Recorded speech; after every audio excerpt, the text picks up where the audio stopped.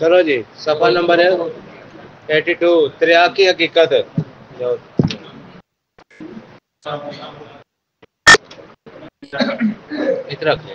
تحقیقات المجربات صفحہ نمبر 82 تریاق کی حقیقت.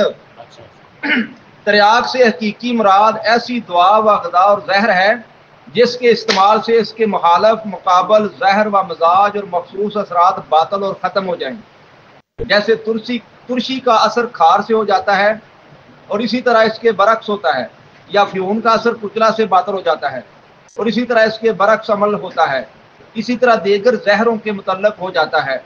جب ایک مزاج دوسرے مزاج کو توڑتا ہے یہ بھی تریاق کی صورت نوعیہ میں شامل ہے. گل سمجھنے والی ہے. گل ایک اور تھوڑی جی توجہ والی ہے، بڑی ڈاڈی جی تو سارے ساتھی یاد رکھنا ہے کہ کلا جس طرح سینکھیا زہر ہے، کچلا زہر ہے، یہ تو زہر نے مادی لحاظ نال انسان کھا جاتا ہے. زہر جڑے ہوندے نا یہ کسی تحریک نو دوسرے تحریک چ تبدیل کرنا بھی یہ تریاق صفت آکھیا جاتا. یعنی کسی دی تحریک نو تسی توڑ دیندے ہو، او دا مزاج نو تسی توڑ دیندے ہو، دوسرا مزاج پیدا کر دیندے ہو، یعنی عضلات دی تسکین نو تسی او دی تحریک چ بدل دیندے ہو تے اے وی او دے واسطے ایک تریاق صفت او دے واسطے موجود بن جائے. جس طرح صابر صاحب کہندے نے اس کے مخالف مقابل زہر مزاج مخصوص اثرات باطل اور ختم ہو جائے. یعنی پہلے جڑے اثرات سن انہوں نے ختم ہو جان، نویں اثرات پیدا ہو جان. ٹھیک ہے، انہاں گلاں نوں مد نظر رکھنا. کلا یہ نہیں ہے، ہاں زہر دا اثر ختم کرنا وہ ایک زہر تریاق صفت دوائی ان تریاق صفت آکھیا جاتا. تے جے تسی اندرونی طور تے کسی دے استحالہ کر دے، دا علاج معالجہ کر دے، ان درست ان کا تو اودے واسطے تسی تریاق ثابت ہوئے. ٹھیک ہے، اے بھی ذہن چ رکھنا. آگے ان کے علاوہ کسی زہر کے لیے تریاق تیار بھی کیا جا سکتا ہے. ہاں یہ اس کی خاص ایک صورت نوعیہ ہوتی ہے، جیسا کہ شیخ الرئیس نے لکھا ہے، مگر ہر دعا کے لیے یہ شرط ضروری نہیں ہے. جی جی. تریاق کا استعمال. تریاق کے استعمال میں ہمیشہ احتیاط کرنی چاہیے. ہر خوراک کے بعد جسم کا اچھی طرح معائنہ کرنا چاہیے، کیونکہ یک لحظ ایک مزاج ختم ہو جانے سے وہ واقعہ ہو جاتا ہے اور کبھی ایک زہر ختم ہو کر دوسرا زہر پیدا ہو جاتا ہے. بعض دفعہ تریاق سے فوراً موت واقع ہو جانے کے خطرہ لاحق ہو جاتا ہے. فرنگی طب میں جو انجیکشن خاص طور پر پینسلین کے انجیکشن دیے جاتے ہیں، ان سے شب و روز جو موات ہو رہی ہیں ان کی بھی بالکل یہی وجہ ہے کہ مرض کی قوت ختم ہو جانے کے بعد انسانی قوت بھی ختم ہو جاتی ہے. ہاں ذہن چ رکھنا ہے کہ جسم انسانی جسم کے اندر تسی کسی چیز کا زہر دیندے ہو، یاد رکھنا ہے انتہائی اپنی زندگی کا اصول ہے جتھے بدبو پیدا ہو جائے اتنے تریاق دے دا. تریاق کتنے دے دا؟ بدبو پیدا ہو. اگر بدبو نہ ہوئے پھوڑے چ، پیپ چ، پیشاب پخانے چ، اوتھے تسی تریاق نہیں دینا جنہ چر بدبو پیدا نہ ہوئے. کیوں جی بلال صاحب بات سمجھ آئی جی؟ کیا آخیا بلا جتنے بدبو پیدا نہ ہوتے تریاق صرف دوائی یہی گل یاد رکھنی. اچھا اس طرح ذہن چ رکھنے والی گل جہی نا سب تو زیادہ جہاں تمہیں کامیاب ہونا ہے تو تریاق صرف دوائی اتنے دے دی جی سمجھ نہ آئے کہ یار اس طرح تریاق دینا چاہیے تو انے واہ تریاق صرف دوائیاں نہیں دینیاں. انے واہ تریاق صرف نہیں دوائی دینی. کتنے دینی ہے جتنے بدبو پیدا ہو جائے. ٹھیک ہے، کسی دے سانس چ بدبو آئے نا تو سمجھو تریاق صرف دوائی کی ضرورت ہے. کسی دی ہوا چ بدبو آئے تو کی آکھاں گے؟ کسی دے پیشاب چ بدبو آئے تو کی آکھاں گے؟ بچے بڈھے سارے گھر والے آکھن گے پیشاب لیٹرین چکارا ہوئے تو کی کریدا؟ اسے جان نہیں ہوندا، نک نہیں دین ہوندا، وہ علاج تریاق صرف دوائی نہ کریدا. جی بھائی جی بالکل محترم، جنہ کو اتنے بدبو پیدا ہوتی اور کسی جگہ تے ہوندی نہیں.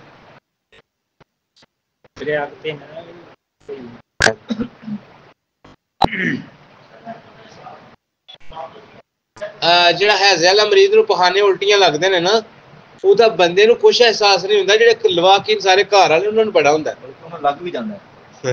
ذہن چ رکھنا یعنی جتنے بدبو پیدا ہو جائے لکوریا ہی بدبودار آ جائے، پسینہ بدبودار آ جائے، ہوا پخانا بدبودار آ جائے تو پھر کی کرنا ہے؟ تریاق صفت دوائی دین چ کسر نہیں چڈنی چاہیے. ہاں یہ دے کے تریاق صفت دوائی دے کے کوشش کرنی ہے کہ مریض نو ویکھیا جائے. جسم ٹھنڈا تو نہیں ہو گیا. وہ پہلے اثرات ختم تو نہیں یکدم ہو گئے، کیونکہ تریاق صرف دوائی بڑی ٹاپ دی دوائی ہوندی ہے جہاں کے اثرات بہت پیک لیول کے ہوندے ہیں، انہوں کول بٹھا کے استعمال کروائیے، بڑی بڑی دوائی کروا کے ویکھیے جی استعمال، ہوں 6 تریا کے چمچا کھوا کے ویکھیے کچھ نہیں ہونا۔ ہاں جی جی تیز اور سولشی ادویہ جی زہر اور سمی اصل ہاں بڑی ٹیکنیکل سوال ماشاءاللہ۔ گل اس طرح جب انسان دے جسم دے اندر بدبو پیدا ہو جاتی ہے تو تریاق صفت دوائیاں تو مراد تریاق میدا دوائی سے کہڑی کوئی زہر ہے؟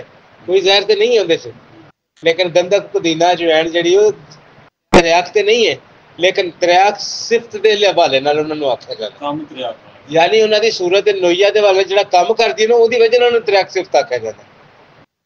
ٹھیک ہے جی ایسے جی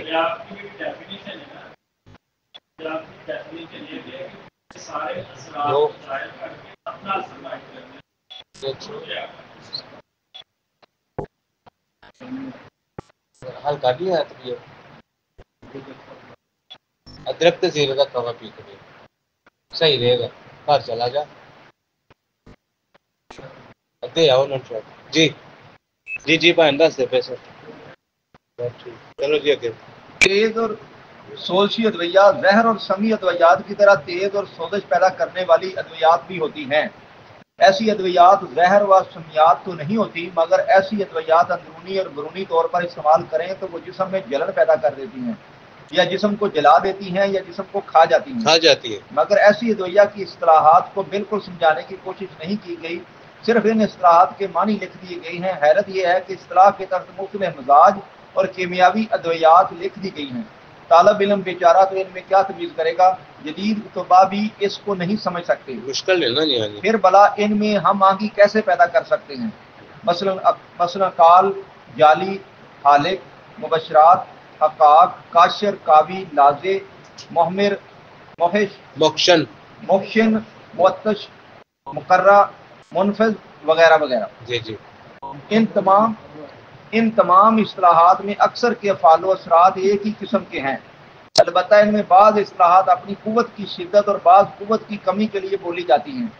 لیکن حیرت کی بات یہ ہے کہ ان تمام اصطلاحات کے ذیل میں ایسی مختلف ادویات استعمال کی گئی ہیں جو مزاج و اخلاق اور اعضاء پر اثر انداز ہونے کے اعتبار سے باہم کوئی تعلق نہیں رکھتی، اس لیے طالب علم اصولی اور قانونی طور پر ان کے سمجھنے سے اکثر پریشان رہتا ہے۔ اب ذرا ان پر غور کریں، ہم ان کو اس انداز میں بیان کریں گے کہ ان کے افعال و اثرات کے ساتھ ان کی قوت کا بھی اندازہ ہو سکے، اس طرح ان کا فرق بھی سمجھا جا سکتا ہے۔ محمر نمبر 9، سرخ کر دینے والی دعا۔ جی جی وہ ادویات جب ان کو جسم پر لگایا جائے جس سے وہاں پر خون کی آمد کو بڑھا دیا جائے، جس سے جسم کی رنگت سرخ ہو جاتی ہے، ادویات کے افعال و اثرات میں یہ یقین کر لیا گیا ہے کہ وہاں کے عروق پھیل جاتے ہیں اور وہاں پر خون زیادہ آنے لگتا ہے۔ اس مقصد کے لیے بہت سی ادویات ہیں، لیکن چند بطور نمونہ درج ہیں۔ نمبر 1 کافور و ہینگ اور مولی و تھوہر۔ نمبر 2 سرکہ و ہردل اور پیاز و لونگ۔ نمبر 3 پودینہ، لہسن و بیروزہ اور جمال گوٹا۔ ہم نے ان تینوں نمبروں میں 3 اقسام کی ادویات، سرد مزاج بلغم پیدا کرنے والی اور کم قوت والی ادویات سے لے کر گرم مزاج و صفرا پیدا کرنے والی ادویات اور انتہائی شدید قوت والی ادویات لکھ دی ہیں تاکہ ان کے افعال و اثرات آسانی سے ذہن نشین ہو سکیں۔ غور کرنے والی بات یہ ہے کہ نمبر 1 میں سرد اور گرم دونوں قسم کی ادویات درج ہیں، لیکن ان سب کے استعمال سے جسم میں رطوبات کثرت سے پیدا ہوتی ہیں، ان کو سابی کہتے ہیں۔ غور کریں کہ کافور و ہینگ اور مولی و تھوہر ظاہر میں کس قدر مختلف ادویہ ہیں، لیکن تمام محرک صاب ہیں۔ لیکن جب ہم نمبر 2 کی ادویات کو دیکھتے ہیں جس میں سرکہ و خردل اور پیاز لونگ شامل ہیں، یہ تمام رطوبات کو خشک کرنے والی ہیں۔ اس میں سرد اور گرم دونوں قسم کی ادویات شامل ہیں، ان کے استعمال سے بھی جلد سرخ ہو جاتی ہے۔ لیکن نمبر 2 کی تمام ادویات صابی نہیں ہیں بلکہ عضلاتی ہیں، یعنی ان کے اثرات سے دل اور عضلات کے افعال تیز ہو جاتے ہیں۔ یاد رکھیں جو ادویات عضلات کے افعال کو تیز کر دیں وہ اعصاب میں تحلیل پیدا کر دیتی ہیں۔ خیر ان کے اثرات و افعال بھی تسلیم کر لیتے ہیں کہ ان کے اعصاب میں دوران خون زیادہ ہو جاتا ہے۔ لیکن اب نمبر 3 پر غور کریں، اس میں پودینہ و لہسن اور بیروزہ و جمال گوٹا شامل ہیں۔ اس میں بھی کم طاقت سے انتہائی طاقت والی ادویات ہیں، لیکن مزاج میں گرم اور صفرا پیدا کرنے والی ہیں۔ ان سب کا اثر جگر غدود پر ہوتا ہے، جب ادویات جگر غدود پر اثر انداز ہوتی ہیں تو اعصاب میں سکون ہوتا ہے، یعنی وہاں پر دوران خون کم ہو جاتا ہے۔ چھوٹی جی گل ہے میں مثال بیان کرنا، میری جلد تے کوئلہ ڈگے گا تے چھالا بنے گا۔ چھالا کیوں بنے گا؟ اعصاب جدو حرارت ہوئے گی تو اعصاب چ کی ہوئے گا؟ جدو حرارت شدت اختیار کرے گی تو اعصاب چ کی ہوئے گا؟ اعصاب چ تسکین ہوئے گی۔ تسکین والی جگہ تے کی کٹھا ہوندا ہے؟ بات سمجھے؟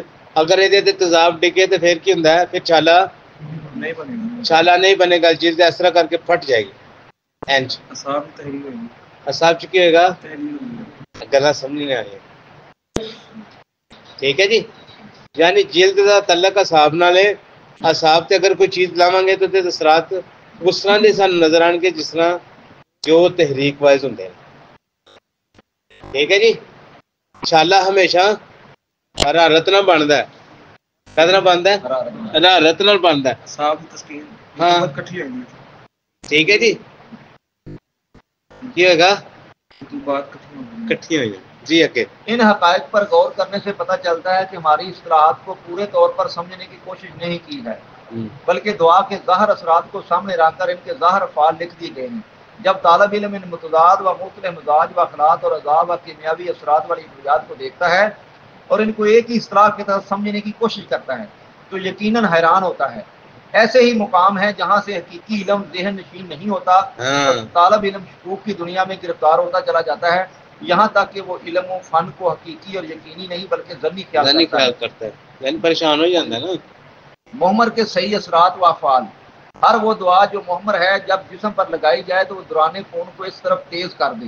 اس کی 3 صورتیں ہیں: اعصاب میں تحریک یا سوزش پیدا ہو جائے جس سے غدد اور شریانیں پھیل جاتی ہیں، وہاں دوران خون کی تیزی ہو جاتی ہے، مگر جلد ہی وہاں رد عمل شروع ہو جاتا ہے تاکہ وہاں پر اجتماع خون ہو کر ورم نہ پیدا ہو جائے۔ ایسے محمرات میں وہ تمام ادویات شریک ہیں جو نمبر 1 کے قبیل کی ہو سکتی ہیں۔ عضلات میں تحریک یا سوزش پیدا ہو جائے جس سے ان کے انقباض سے قلب میں تحریک ہو کر دوران خون تیز ہو کر عضلات خصوصاً ان عضلات کی طرف تیز ہو جاتا ہے جہاں پر تحریک و سوزش پیدا کی گئی ہے۔ ایسے محمرات میں وہ تمام ادویات شریک ہیں جو نمبر 2 کے قبیل کی ہو سکتی ہیں۔ یاد رکھیں ایسی ادویات نمبر 1 اعصابی سے زیادہ تیز اور دیر پا ہوتی ہیں اور ان کا اثر زیادہ ہوتا ہے کیونکہ وہاں پر رطوبات اور بلغم اور مائیت ختم ہو جاتی ہے، رد عمل بہت دیر سے ہوتا ہے۔ نمبر 3 غدد میں تحریک یا سوزش ہوتی ہے جس سے شریانوں میں سکیڑ پیدا ہو کر وہاں سے خراج رطوبات مشکل یا بند ہو جاتا ہے اور وہاں پر خون کا اجتماع ہونا شروع ہو جاتا ہے۔ ایسے محمرات میں وہ تمام ادویات شریک ہیں جو اس قبیل کی ہو سکتی ہیں۔ ایسی ادویات نمبر 1 اعصابی اور نمبر 2 عضلاتی سے زیادہ شدید اور دیر پا ہوتی ہیں، بلکہ بعض صورتوں میں ورم بن جانے کا خطرہ ہو جاتا ہے۔ ایسی ادویات انتہائی گرم خشک ہوتی ہیں اور صفرا پیدا کرتی ہیں۔ ان حقائق پر غور کر لیں اور پھر اس قسم کی دیگر اصطلاحات کو ذہن نشین کریں۔ لازم نمبر 8 سوزش پیدا کرنے والی دعا وہ مخصوص ادویہ جو جسم پر سوزش پیدا کرتی ہیں۔ یہ ادویات اپنی خفت و شدت کی وجہ سے کئی قسم کی ہو سکتی ہیں۔